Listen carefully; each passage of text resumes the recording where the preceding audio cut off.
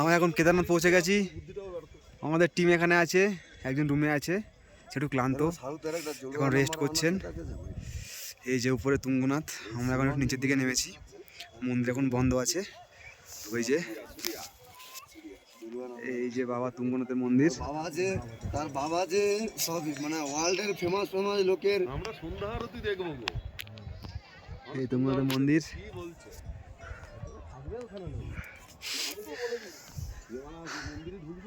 আমরা কালকে ওই উপরে যাবো চন্দ্রশিলাতে, ওই চন্দ্রশিলা উপরটাতে যাবো।